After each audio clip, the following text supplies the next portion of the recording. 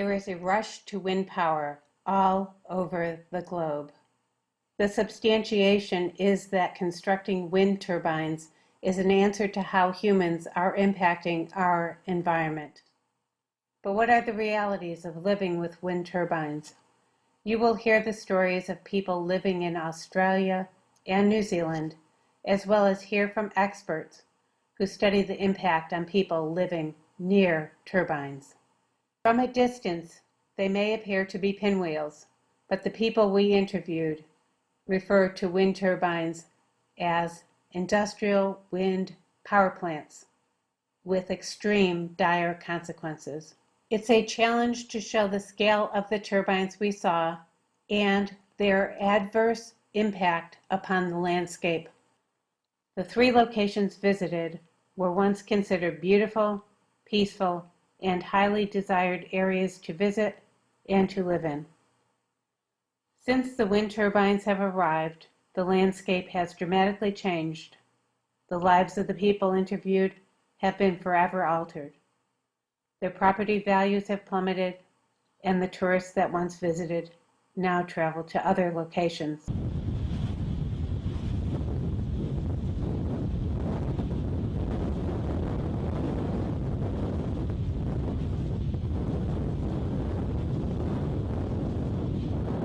All of the people we interviewed, including the experts, had a positive view of wind energy before they did the research. They said you will not hear, absolutely not hear the turbines. There will be no noise from them. And I said to them, well, I don't quite believe that, because the small turbine, what they have got in town, that was noisy, and so bigger ones would be noisier. Until you're faced with this issue and have to do the research for yourself, you really don't understand how toxic and insidious these things are. But when you do the research, and if you do it sensibly, you'll find that there's some very significant problems. We weren't particularly aware of how close they were going to be or how big they were going to be. We had no concept of the actual size. When they started talking about the height of the towers, the height of the blades, there was no reference point. And then we went down to a community centre function, and we just casually mentioned that Bern had gone to a cardiologist, her blood pressure was high, we were getting prickly head, we were getting headaches, we were getting tinnitus, and then all these other people said, yes, so are we. That we were terribly deceived by the wind farm developers. They had lied to us. They had not told us about the noise. They said the noise was minimal. It would not disturb us. It's like a slight breeze whooshing in the trees. That's not correct. They know about these ill health effects. So it's the financial gain of a few to the detriment of many. They're not concerned about their neighbours. The wind farm developer does not care in the least what happens to other people. One of the big problems was the very low frequencies, and that upsets the balance system in the ear. It confuses the brain. And they won't tell you that. You know, the people who like wind turbines will not tell you that these effects happen, but they're a fact. Thousands of people across the world are being affected by them, and their complaints are going absolutely uncared for. Nobody does anything about the complaints. People who complain are often branded as crazy or insane or making things up or simply liars. These people aren't liars. What we're actually seeing is a very, very deep underlying biological mechanism which is stimulating what we as biologists call the fight or flight response. So the low frequencies in the natural environment are hardwired into us. Now they are the danger signals. They are the avalanches, that's a tree going to fall on me, that's a rock fall, or a predator coming to get me. So biologically we have evolved with all of this hardware in place so that we can detect low frequency sound. Now when we detect it, we get frightened. And then we've had nights where we've reported, and it's like a train only a few kilometres away, and it just goes all night. Some other times it's like there's a jet plane, it's just parked itself above. and it's a different noise again. I think the first time I became aware of the vibrations was not long after these turbines on our ridgeline became active, and I was struggling to get to sleep one night, and I had this noise coming up through the pillow, and I kept lifting my head off the pillow to see if I could hear what it was, and every time I put my head down I could hear it and feel this kind of vibration like a machine or something operating at the other end of the house that was wiggling, you know. It's challenged by a lawyer in the Environment Court who said to me, have you read Professor so-and-so's paper about the effects of vibration? I said, no. Have you read Dr. so-and-so's publication about vibration? I said, no. And they said to me, well, these esteemed people have said you cannot feel vibrations, to which I replied, well, they're most welcome to come and share my bed with me because I'm feeling vibration. And, you know, I think that it doesn't matter what the experts say in their publications, it's the lived experience of people that actually count. The wind company's noise experts will draw you a map and saying the wind farm is here, and they'll have a line around there, and that'll be a 40 decibel line, then the further line out, which will be a 35 decibel line. That is absolute rubbish. They haven't got the ability to predict it yet. What can happen here is we can hear the wind farm noise here. We can go closer to the wind farm, maybe another kilometre closer, can't hear them at all. We can not hear them here, go to our neighbours who are further away from the turbine, and you can hear them there. We can hear them on one side of our house in some situations and not on the other. So when this acoustic and seismic energy, that's the energy through the ground, comes and starts shaking the house, it does whatever it can do. It does what it has to do. It starts to vibrate. And the rooms inside are resonant cavities. So we start to see the sound being reinforced and amplified. That's what resonance is all about. It's about amplifying that sound because the wavelengths are similar. They gave us pictures which were not very accurate. They talked about blade flicker, which completely put people off thinking about the noise. We were told it would not be noisy. People were told they would not hear it. They wouldn't take our evidence. And when they came in to collect noise evidence, they did say our house was affected. At one time they came in the house, but then they said it wasn't in the standard, therefore it didn't matter. Everything has been linked to the standard. The whole of the community is suffering, but it's not in the standard, therefore it doesn't matter. That is the main problem. Nobody is considering the people. The standard is not correct. It is not for protection of people. So we have had periods of 3 or 4 days without sleep, which makes us function as, well, we cannot function and we cannot do our work satisfactorily.